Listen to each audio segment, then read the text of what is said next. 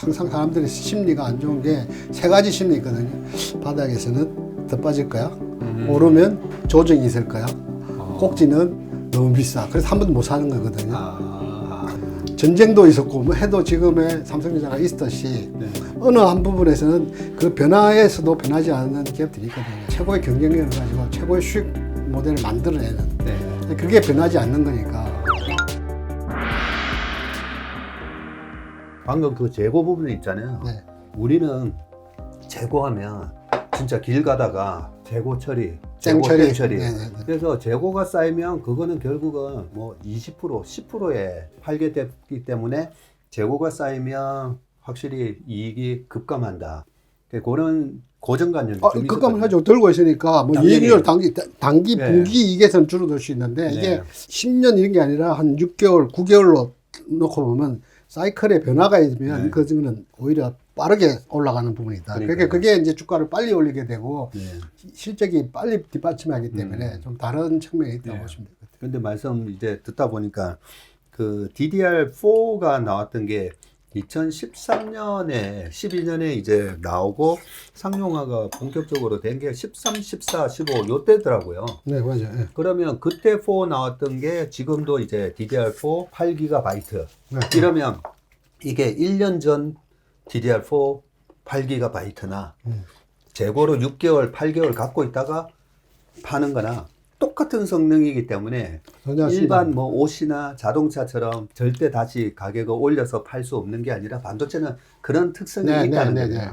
그리고 재고 자체가 전자 같은 걸 보통 한 3주, 2, 3주라고 하는데 전자는 재고를 이야기를 안 하지만 보통 일반적으로 2, 3주 들고 있다고 하고 SK하이닉스나 마이크론 같은 경우가 보통 4주에서 6주 정도 들고 있는데 그보다 지금 더 높아진 상황이면은 틀림없거든요. 그게 뭐 철강 재고라든지 화학 재고 같은지 그런 소재 재고 이런 데하고 소재 산업하고 좀 다른 부분이 있고요. 네. 그다음 또 하나는 DDR4 이야기 잘 하셨는데 DDR5가 PC에도 들어가지만은 서버에도 들어가는 거거든요. 네. CPU가 돌아가니까. 그래서 서버의 CPU는 물론 인텔하고 인텔하고 네. AMD인데 AMD가 하더라도 20%밖에 안 되잖아요. 네. 전체 시장에 CPU 시장이 20%밖에 안 되지만은 서버 시장이 한 30% 되니까 많이 올라온 게 그래도 메인은 인텔이거든요. 네. 인텔이 인텔이 거의 뭐 DDR5에 90% 연동되는 사파이어는 DDR4 맞는 CPU를 만드는 거를 실은 2022년 올해 1월 달에 내기로 했는데 네.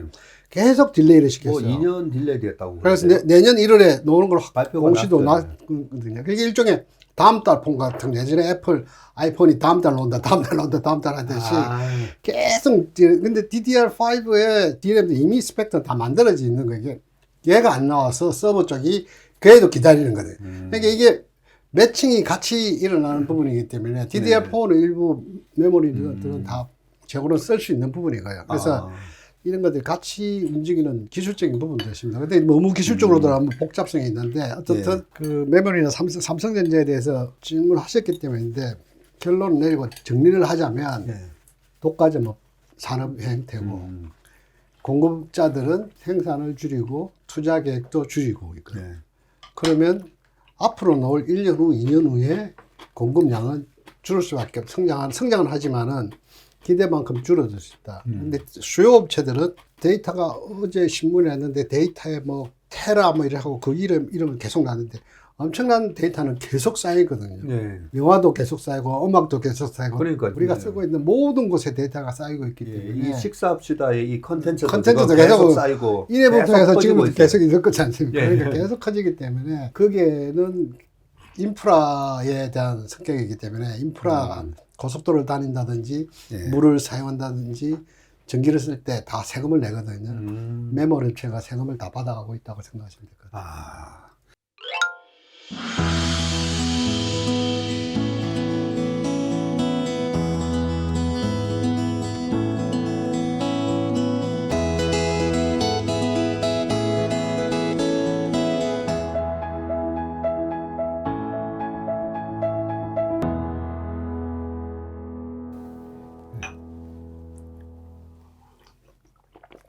그 정말 제가 잘 모르다 보니까 DDR3에서 4 넘어갈 때 그때 공부를 쭉 좀 해봤었거든요. 2010년, 11년도가 이제 반도체에 약간 또 암흑기로 들어갔다면 12년에서 13, 14년도에 이제 회복할 때 모멘텀이 뭐였을까 하다가 물론 2007년도에 스마트폰이 나왔잖아요. 그리고 삼성의 갤럭시 노트가 나왔던 게 2011년 10월인가. 그때부터 2011년, 12년, 13년도에 삼성이 이제 스마트폰을 갤럭시 시리즈로 쫙 만들면서 뭐 세계 시장 1등으로 올라서고. 그래서 스마트폰이 이제 본격적으로 이제 보급되는 그런 모멘텀도 분명히 있었지만 DDR4로 넘어가는 그 단계가 그래, 있더라고요. 메모리 쓰면. 네. 그래서 방금 말씀하셨던 것처럼 이제 PC 모바일인데 이 서버가 열도 많이 나고 요즘 전기값도 그렇죠. 비싼데. 물값도 올라가고. 네. 그래서 무조건 이제 전기 효율이 좋은 DDR5로 넘어가야 되는데 도대체 이거 왜 안 넘어가지 했는데 인텔이 계속 나온다 하다가 못 나오다가 그게 뭐 사파이어 래피즈? 사파이어 래피즈. 예. 네. 그러면서 내년 1월 10날 이제 나온다라고 했는데 그거는 믿을만 한 겁니까? 인텔이 못 믿을 게 아니라 AMD가 잘한 거죠. 네. AMD가 그 제너레이션하고 조금 더 성능이 좋은 거를 4 제너레이션을 먼저 낸 거고 올해 2022년도에. 근데 얘들은 올해 나왔습니다. 나왔었죠. 그러니까 사파이어가 3세대 제품을 했다가 다시 부랴부랴 4세대로 바꾸다 보니 거기다가 또 욕심을 부려서 EUV 해갖고 수율이 좀 안 나오고 하니 좀 그걸 어지아스트 하는 부분이 이미 늦은 게임이고 그래서 넘어가는 게 1월달로 넘어간 것 같아요. 원래 또 1월달, 6월달 3, 4분기 결국은 2, 3월 달에 내년 2, 3월 달에 한다고 했는데 3Q 실적 발표에서는 근데 그 얼마 전이죠. 뭐 얼마 전에 그 1월 10일 날 딱 날짜까지 찍었어. 그리고 일부 업체들한테는 공급이 되기 시작했고 대량 매스 나가는 거는 그날 나간다 했기 때문에 CPU 충분히 이제 수율도 잡혔고 뭐 거기는 막 IR이나 공시했던 부분 공시까지는 아니지만 그런 자기 그 레퓨테이션이 있기 때문에 그거를 못 믿는다 하기에는 너무 이제 너무 앞선 보수적인 거 아니냐. 그러니까 제가 볼 때는 나온다고 보면 될 것 같고요. 그래서 DDR5도 부분은 들어가는 거고 똑같은 형태가 보통 한 1년 반에서 2년 정도가 겹치던 기간이 있거든요. 그 기간에는 실적들이 좋을 수밖에 없죠. 새 제품이고 가격도 프라이스도 좋게 받고 거기다가 생산 양도 줄인다고 되어 있는 상태이기 때문에 가격 우선 이제 물량 우선이 아니라 지금은 물량 우선이겠지만 그때는 가격 우선이죠. 가격을 좋게 주고 물량이 좋은 애들한테 주게 되면 Q와 P가 다 좋아지는 형상이 나타날 수 있다. 이게 뭐 몇 년 동안 장기 호황은 아니라고 생각을 하고 또 사이클은 있기 때문에 그런 생각이 들더라고요. 아니 이제 1월 10날부터 사파이어 래피즈 나오고 그러면 이제 수많은 데이터 D램을 이제 수요를 하는 데이터 센터 입장에서는 괜히 구모델로 데이터 센터를 증축하거나 할 필요는 없으니까 기다리다 보니까 지금 생산하고 있는 DDR4는 좀 재고가 계속 쌓이고 그래서 DDR5를 소비할 수 있는 그 사파이어 래피즈가 나오면 본격적으로 이제 DDR5가 생산이 되고 그러면 DDR5가 생산이 되면 DDR4보다는 아무래도 가격이 서버 쪽에서는 로우 파워 DDR이라든지 이런 쪽에 쓰겠지만은 휴대폰이나 PC는 여전히 DDR4로 쓰기 때문에 그 재고 남는 거 쓰면 되고 그리고 서버 쪽은 이제 삼성전자나 하이닉스에서 DDR5를 생산해주고 DDR5랑 DDR4랑 가격이 좀 차이가 뭐 초창기 가격이기 때문에 좀 세게 차이가 큰데 한 뭐 30% 40%돼 있는데 이건 또 시간이 잡혀서 줄긴 줄죠. 근데 그만큼 여기 또 이 생산 수율은 올라가니까 뭐 이래 따지면 QP가 같이 올라가기 때문에 어차피 이게 P만 보면 되는 거 아니고 Q도 같이 봐야 되는 부분에서 그래서 물량과 가격에 대한 부분이기 때문에 그래서 그런 측면을 보면 뭐 사이클은 무엇이 있고 뭐 DDR 굳이 5가 설령 안 된다 하더라도 서버는 클라우드 업체 입장에서는 더 이상 미룰 수 없는 이 용량들이 계속 키울 수밖에 없는 용량은 계속 들어오는 거거든요. 소비자들에 대한 니즈가 계속 오기 때문에 이걸 안 하면 안 되는 거죠. 데이터 센터, 뭐 서버 클라우드 이러면 사실 우리 일반 투자자분 느낌이 없는데 이번에 사실 느낌을 준 사건 하나가 카카오 먹통됐을 때. 그렇죠. 네. 카카오이 먹통이 됐는데 SK CNC인가요? 거기서 운영을 하는 데이터 센터가 네. 화재가 나면서 네. 그렇게 됐다 하니까 약간 이제 개념이 잡히는 것 네, 같더라고요. 그러니까 뭐 구글이나 이런 데들은 복수망을 했고 3망으로 되는데 우리는 하나만 해놓고 또 딴 데 하나 돼 있으니까 망이 연결 안 돼 있다. 그리고 충분 조건이 안 돼 있었다. 네. 뭐 이런 부분도 이야기를 하긴 하는데 네. 그런 것뿐만 아니라 뭐 그냥 계속 들어오기 때문에 서버에 키우는 거는 어쩔 수 없는 부분이에요. 이제 키워야 되는데 백업 데이터 센터를 네, 그것도 똑같이 필요하다는 거죠. 두 개나 세 개를 맞아. 계속 같이 키워야 되니까 네, 네, 네. 이 수요는 뭐 여전하다라는 생각이 들고요. 또 최근에 제가 이제 마이크론 테크놀로지 실적 발표한 거에 대해 좀 뜯어봤거든요. 작년에 삼성전자가 96,000원 갔던 거는 우리가 다 알고 있는 이제 PC, 모바일 서버, 오케이, 요거는 알겠는데 자동차, AI, 뭐, 로봇 이런 데 전부 다 또 반도체가 들어가다 보니까 여기에 대한 이제 기대가 좀 너무 빨리 빨리 반영된다. 반영되죠. 네. 전체로 보면 여기는 아직까지 작은데 예. 그래도 이것도 앞으로 큰 게 될 것이라고 하는 이제 기대감이 주가에는 또 선반영됐다고 보면 될 것 같아요. 그러네요. 그러다 보니까 옛날에 이제 뭐 286, 386, 486, 586 PC가 주도하는 그런 디램 시장에 이었었던 80년대 후반, 90년대 초 그때 이제 삼성전자 주가가 3만 원에서 15만 원 왔다 갔다 했을 때였고 그러고 나서 이제 모바일이라는 게 확 들어오면서 또 한 단계 레벨업이 뭐 60만 원, 100만 원 이렇게 그때 갔었고요. 그러다가 이제 서버가 붙고 클라우드가 2012년, 13년도에 아마존, 마이크로소프트가 네, 클라우드도 막 치고 들어오고 그러면서 이제 서버라는 또 큰 수요가 생기니까 레벨이 또 200만 원, 300만 원으로 올라갔었고 그러면 자동차, 근데 자율주행. 자동차 이쪽은 네. 좀 더 있어야 될 것 같아요. 좀 더 기다려야 됩니까? 차가 그렇게 10%, 20%까지 네. 아직 페네트레이션이 안 돼 있기 때문에 거기서 쓰는 양보다는 우리가 지금 이미 많이 쓰고 있는 클라우드 데이터에 뭐 구글, 넷플릭스, 소프트웨어, 뭐 NHN, 마켓컬리, 오아시스 뭐 이런 것까지 다 서버가 고객 베이스가 계속 늘어나는 거잖아요. 1년의 고객의 취향하고 5년의 고객의 취향은 다른 거잖아요. 네. 거기에 따라서 타겟 마케팅도 들어가는 거기 때문에 그 서버는 버릴 수도 없고 뒤에 걸 버리지 못하는 거예요. 그걸 고객을 계속 어큐뮬레이트 해나가고 또 다시 재활용해서 또 파생을 만들어내고 그러니까 이런 시장은 계속 들어올 수밖에 없는 산업 구조 자체가 이게 팬데믹이 아니라 오고 있는데 팬데믹이 한 번 더 푸시를 한 거고 경험을 하고 난 다음부터는 이마트 안 가게 되고 그런 거잖아요. 그러니까. 일반인들한테 못 느끼는 것 같은데 다 하고 있는 게 서버 데이터라고 보시면 돼요. 저한테도 그런 질문 많이 하시거든요. 아니 우리 아이들 그냥 한 10년 묻을 주듯이 네. 그러면 방금 이렇게 전기차 자율주행이 우리가 기대했던 것보다는 좀 늦게 올 건데 저는 뭐 주식을 장기 투자하라는 얘기는 안 합니다.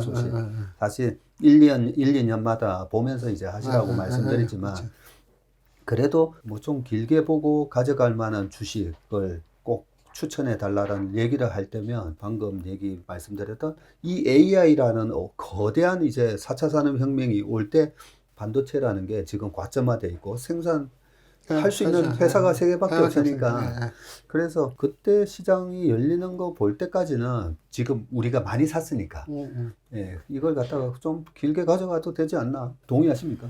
동의도 하고 뭐 부동산도 보면 저기 로케이션 자리 좋은 부동산 괜찮다고 이야기하잖아요. 마찬가지 좋은 회사는 좋은 거거든요.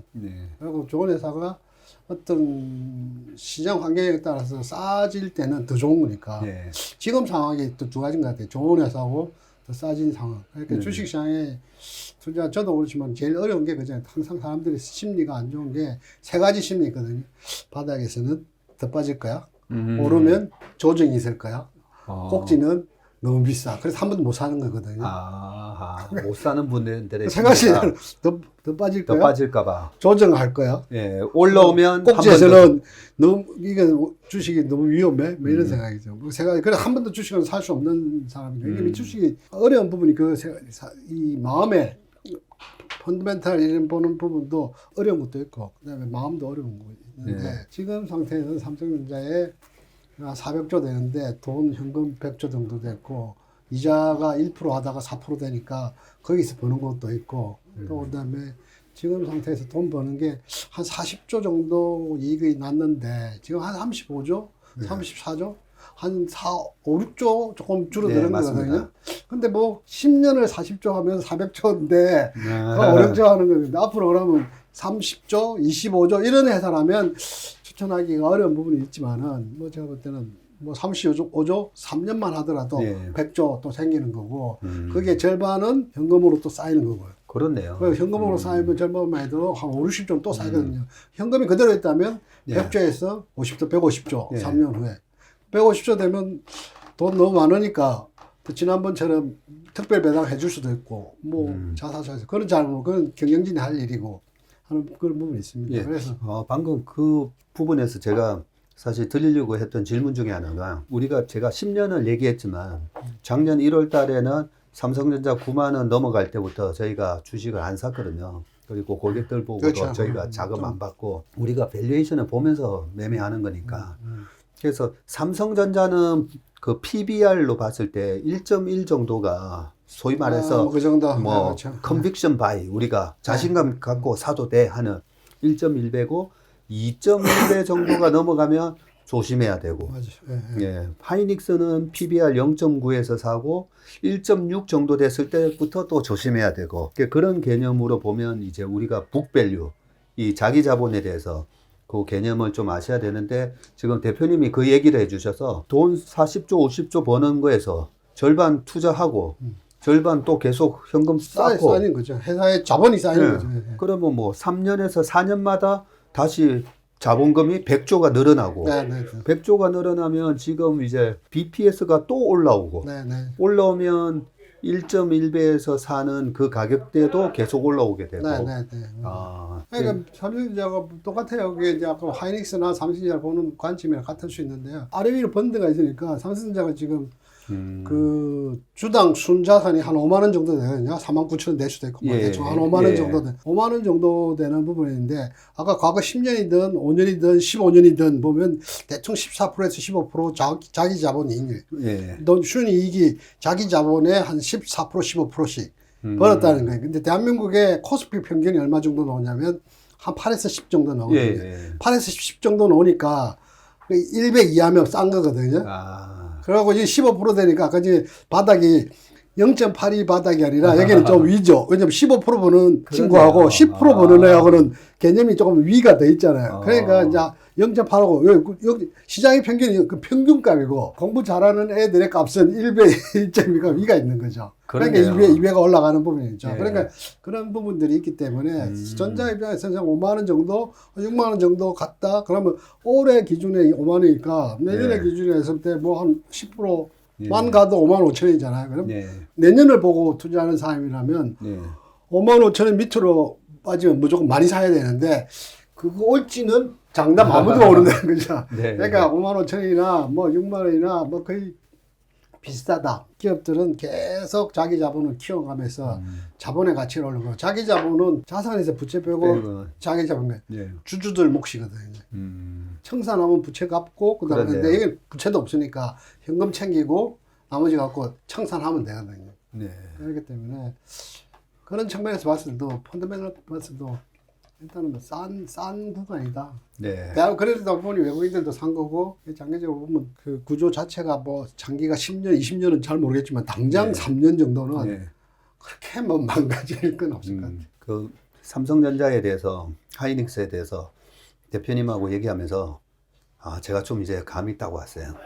그동안은 이거 내가 또 잘못 얘기한 거 아닌가 항상 네, 그런 걱정을 늘 했었거든요. 그래서 하이투자의 송명섭 연구원님 얘기했었던 이제 밸류에이션 트레이딩 그 아이디어는 송 연구원님한테도 얘기 듣고 그리고 이제 과점화된 시장의 주가 움직임 뭐 이런 것들을 고민을 많이 해서 그런 결론을 내렸었는데 제가 하나 또 고민이 되는 부분이 반도체 이제 장비 소재 이런 기업에 대해서도 많이 물어보시는데 장비 소재가 B2B 기업이잖아요.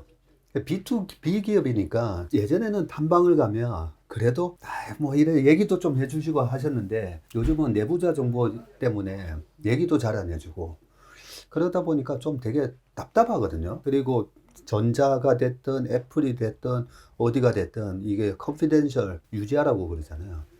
B2B 기업을 이제 파악하는 게 어렵다 보니까 첫 번째 우리나라 반도체 소위 말해서 소부장 기업이 약간 일본에 저기 삼성전기랑 비슷한 뭐 무라타라든지 반도체는 뭐 도쿄텍 뭐 도쿄 일렉트로닉. 도쿄 일렉트릭 이래 좀 글로벌한 기업으로 이래 커갈 수 있는 일단 실력은 되는 건지 뭐 우리나라 삼성전자 하이닉스가 세계 1등이니까 그 밑에도 세계 1등이지 않을까. 뭐 리노공업 같은 경우도 보면 정말 우리나라의 ASML 같은 느낌이 들거든요. 어느 정도의 경쟁력을 갖고 있습니까? 이제 두 가지로 나눌 수 있는데 장비와 소재, 예. 머티리얼. 장비부터 말씀드리면 장비는 세메스라고 삼성 계열사가 비상장사가 있긴 있지만은 예. 나머지 장비 업체들은 상대적으로 상당히 작아요. 그래서 이게 장비라는 게 큰 회사들이 다 대부분들이 만드는 램 리서치 미국, 그다음에 예. 테라다임 뭐 그런 것도 있고 네덜란드 ASML 이런 예. 큰 데들이 그게 기본적인 사항들을 다 갖고 있기 때문에 우리가 그걸 넘으려면 그는 엔지니어링뿐만 아니라 소프트웨어적인 측면 복합적으로 있는 부분이라서 장비가 그러니까 쉬운 영역은 아니에요. 그래 그런 측면이 있기 때문에 장비회사가 들어가기는 어려운 부분은 아직까지도 좀 약하다.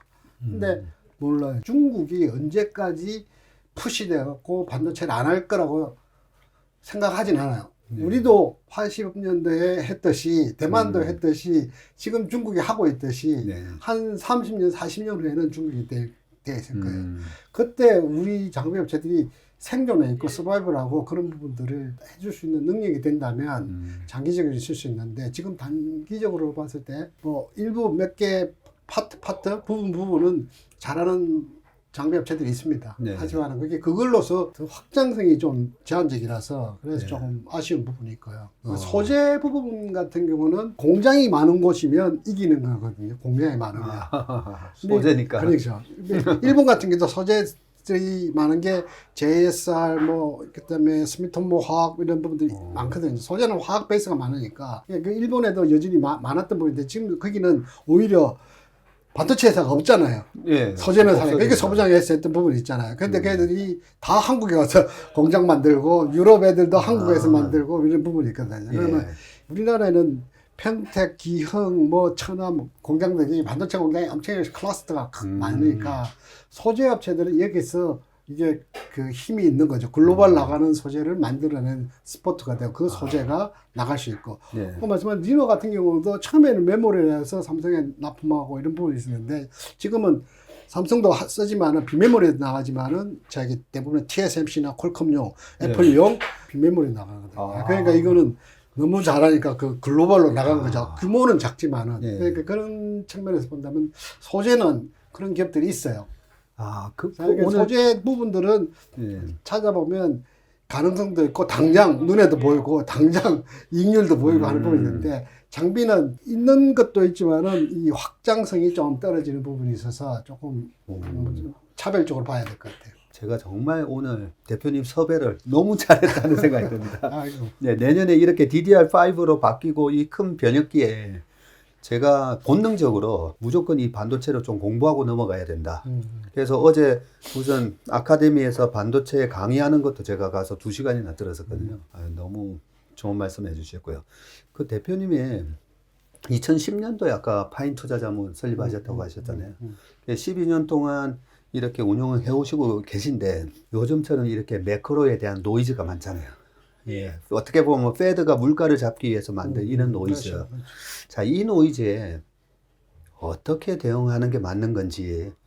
저는 이제 매크로나 이런 걸 막 공부를 하다 보면 결국은 페드가 원했던 거는 물가를 낮추는 거고 물가가 낮아지면 금리도 당연히 떨어질 거고 금리가 떨어지게 되면 이 주식 시장을 억누르고 있는 이 밸류에이션의 멀티플을 억누르고 있는 것들이 다시 살아날 거고 그래서 너무 우리가 확신할 수 있는 경기 침체를 우려하기보다는 이제는 이렇게 반도체 섹터가 맞는 건지 자동차에 기회가 있는 건지 강달러 속에서 어떤 수출 기업이 기회가 있는 건지 뭐 이런 거 공부하는 게 낫지 않나라는 게 제 생각인데요. 대표님은 요즘 어떻게 이 고객 자금을 이런 매크로 노이즈 속에서 대응하고 계십니까? 매크로를 남한테 이야기를 할 때는 거의 안 본다고 이야기는 하지만은 예. 사실은 한 20, 30% 보거든요. 예. 왜 봐야 되냐면 그러니까 인플레이션 하면 원가거든요. 원가니까. 기업한테는 원가잖아요. 예. 뭐 물건을 사서 만들어서 제조 나간 게 원가 영향을 주는 거고, 이자가 올라가게 되면 밸류에이션 할 때 할인율이 영향을 주는 거니까 뭐 네. 싼지 비싼지가 달라지는 거니까 그런 것들이 영향을 주기 때문에 안 봐서는 안 되는 부분이죠. 그러나 그게 너무 매몰돼서 본다는 건 아니고요. 근데 네. 어차피 기업에 대해서 보는 거고, 하나는 있어야지. 이때까지 운영을 한 게 한 15년, 18년 뭐 되는데 변하는 거하고 변하지 않는 게 있거든요. 변하는 거는 금리도 변하고 네. 인플레이션도 변하고 밸류에이션도 변하고 기업도 변하지만은 예. 기업이 영업을, 사업을 하는 엔터프레너십을 해서 계속 불굴에 어지러 가지고 투자해서 성장하는 기업가 정신이 있는 기업들은 네. 계속 성장했어요. 어. 이게 85년도에 이자율이 20% 가고 뭐 경제 성장률이 10%대 갔을 때도 있었고, 그때 반도체를 시작했고, 그 안에 마이너스 1%대 금리인 상황도 있었고, 전쟁도 있었고, 뭐 해도 지금의 삼성전자가 있듯이 네. 어느 한 부분에서는 그 변화에서도 변하지 않는 기업들이 있거든요. 자기가 네. 해야 될 부분에 최고의 경쟁력을 가지고 최고의 수익 모델을 만들어내는, 네. 그게 변하지 않는 거니까. 그걸 변하지 않는 것에 좀 더 예. 초점 맞추려고 노력하는 거고, 투자하는 기업들도 그렇게 하는 부분인데, 네. 근데 지금 이렇게 환경이 변한다 하더라도 저는 갖고 있는 건, 반도체는 워낙 사이클이 있는데 싼 영역에 들어가 있기 때문에 기분 좋은 영역이거든요. 세 가지인데, 돈을 어떻게 벌어서 잘 버는지, 누가 그걸 관리하는지, 경영진이 뭐, 이게 싼지 비싼지 세 가지만 보면 체크하고 다 맞으면 제일 좋아하는데, 지금 경영 제대로 하고 있는 것 같기도 하고요. 그 다음에 사업 구조도 뭐 괜찮고, 근데 싸니까 더 좋은 거죠. 네. 그만할 때는 이게 안 되니까 좀 덜 갖고 있고, 지금 좀 많이 가져야 된다는 삼성의 생각이고요. 오늘 말씀 들으면서 또 하나 제가 배운 게 싸다. 그래서 마음이 편하다. 그 말씀을 해주셨잖아요. 그러니까 저도 이제 저희 고객들이나 방송 우리 시청자분들한테 늘 얘기하는 게 그렇습니다. 우리가 불확실한 미래를 예측하기보다 내가 투자하는 기업에 대해서 제대로 알고, 그렇죠. 그게 만약에 싸다면, 예. 왜 싸냐면 뭔가 불안하니까 싸진 거잖아요. 그렇죠. 그럴 때 이제 싸게 사서 모두가 다 또 열광할 때, 비쌀 때 또 팔고, 예. 그게 이제 투자의 본질이다라는 얘기를 하는데, 그 본질을 오늘 너무 이해하기 쉽게 또 자세하게 말씀을 해주셔서 오늘 너무 좋은 시간이었던 것 같습니다. 오늘 시간 내주셔서 정말 감사합니다. 감사합니다. 네, 고맙습니다. 네, 오늘 박사님과 식사합시다. 파인 투자자문의 민우식 대표님과 앞으로 다가올 반도체 시장, 그리고 현재 반도체 시장에 대한 현주소는 어떻고 그 뿌리가 됐던 역사까지 훑어보는 그런 좋은 시간을 가졌습니다. 아무쪼록 많은 도움이 됐길 바라면서 오늘 순서는 여기까지 하겠습니다. 시청해 주셔서 고맙습니다.